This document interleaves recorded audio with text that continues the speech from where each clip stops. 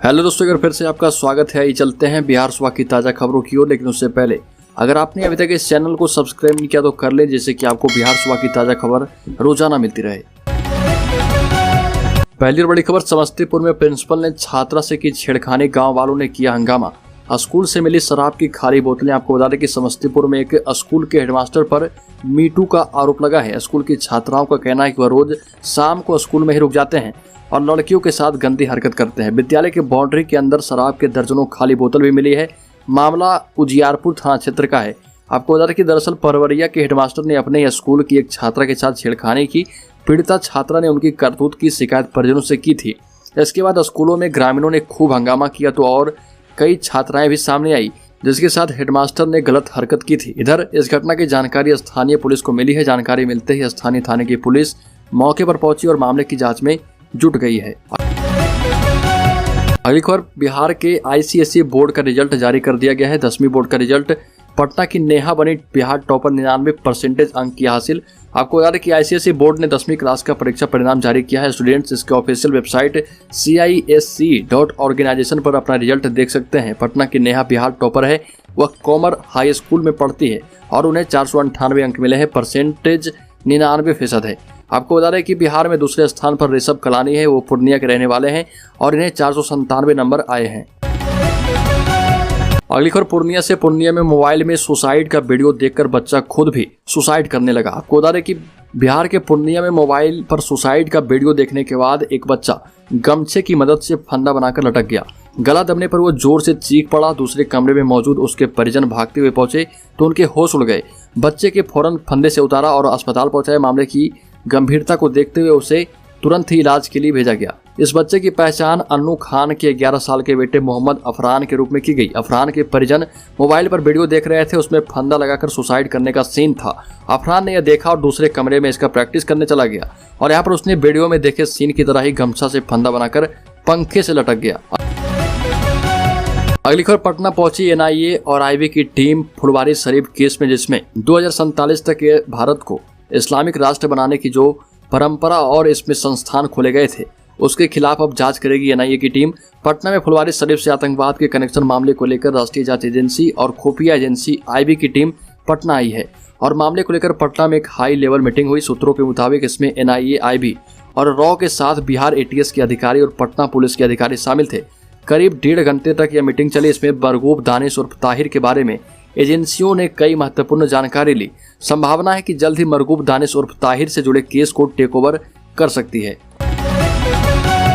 अगली खबर, बाबा भोले के दर्शन करने के लिए इंग्लैंड से भी श्रद्धालु आ रहे। इंग्लैंड से सुल्तानगंज आई शिव भक्त रेविका।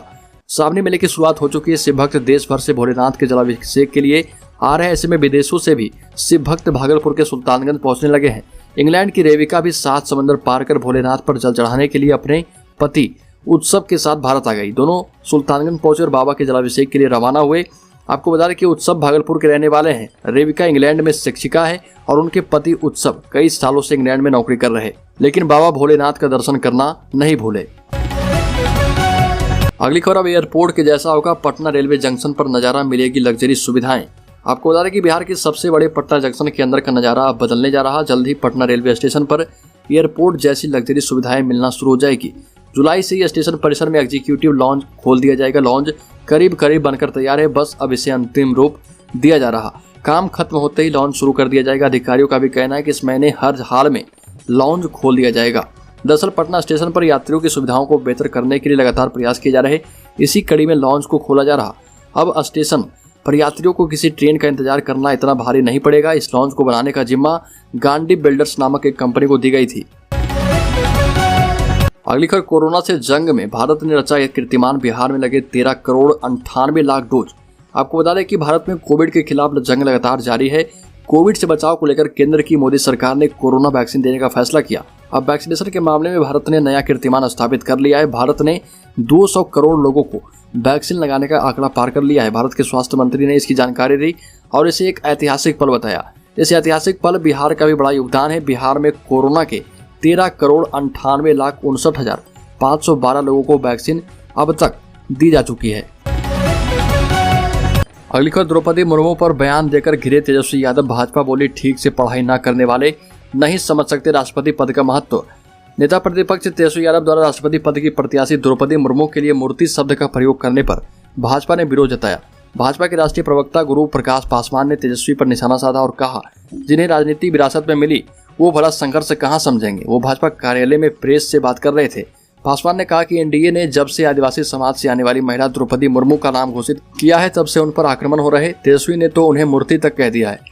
राजद सामाजिक न्याय के नाम पर राजनीतिक रोटी सेकती रही है, लेकिन उसने दलितों और वंचितों के लिए क्या किया। मुर्मू की मूर्ति कहने वाले को शर्म आनी चाहिए। और उन्होंने कहा कि तेजस्वी ने 24 घंटे के बाद भी अपने बयान पर दुख नहीं प्रकट किया। राजनीति में स्वर्णिम काल चल रहा, जब इतिहास लिखा जाएगा तो मुर्मू का विरोध करने वालों को रॉन्ग साइड ऑफ हिस्ट्री कहा जाएगा। अगली खबर, शत्रुघ्न सिन्हा का बड़ा हमला। बीजेपी कितनी भी कोशिश कर ले पटना एसएसपी को हटा नहीं सकेगी। शत्रुघ्न सिन्हा ने कहा कि एसएसपी ने पीएफआई और आरएसएस के बीच कभी कोई तुलना नहीं की। बीजेपी पटना एसएसपी के खिलाफ कार्रवाई में कभी सफल नहीं होगी, क्योंकि वो मुख्यमंत्री नीतीश कुमार उनके समर्थन में है। आपको बता दें कि तृणमूल कांग्रेस से राज्यसभा सांसद शत्रुघ्न सिन्हा ने 3 साल बाद संसद वापसी से लेकर पटना के एसएसपी को लेकर चल रहे बवाल तक कई मुद्दों पर खुलकर अपनी राय रखी। आज तक को दिए गए एक्सक्लूसिव इंटरव्यू में उन्होंने विरोध और धरने पर प्रतिबंध जैसे कई मुद्दों पर बात की। शॉटगन ने पटना के एसएसपी मानवजीत सिंह ढिल्लों का भी समर्थन किया और कहा कि भाजपा कितनी भी कोशिश कर ले पटना के एसएसपी को नहीं हटा सकती है।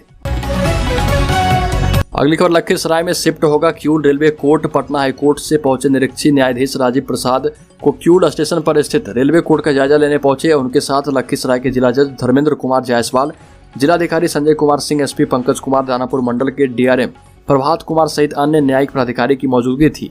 निरीक्षण से पूर्व उन्होंने तमाम प्राधिकारियों के साथ बैठक कर महत्वपूर्ण बिंदु पर बातचीत की। बातचीत के क्रम में विशेष रूप से किऊल स्टेशन पर स्थित रेलवे कोर्ट को लखीसराय स्टेशन से सटे रेलवे की ही पंजाबी मोहल्ला स्थित जमीन पर शिफ्ट करने पर बातचीत हो गई है। आगे खबर, बिहार विधानसभा में राष्ट्रपति चुनाव को लेकर एनडीए विधायक दल की बैठक हुई। मीटिंग में जदयू के संसदीय कार्य मंत्री विजय चौधरी एवं बीजेपी से उप मुख्यमंत्री तारकिशोर प्रसाद समेत कई नेता मौजूद रहे और तारकिशोर प्रसाद ने द्रौपदी मुर्मू को बेहद ही सशक्त उम्मीदवार बताया। तारकिशोर प्रसाद ने कहा कि द्रौपदी मुर्मू ही सबसे उपयुक्त राष्ट्रपति होंगी। अगली खबर, श्रीलंका के मुद्दे पर विदेश मंत्री एस जयशंकर की अध्यक्षता में 19 जुलाई को सर्वदलीय बैठक होगी। श्रीलंका संकट पर विदेश मंत्री एस जयशंकर की अध्यक्षता में 19 जुलाई 2022 को सर्वदलीय बैठक बुलाई गई है। बैठक की अध्यक्षता विदेश मंत्री डॉक्टर एस जयशंकर करेंगे। यह जानकारी संसदीय कार्य मंत्री प्रहलाद जोशी ने दी और सर्वदलीय बैठक के बारे में मीडिया को भी जानकारी दी गई।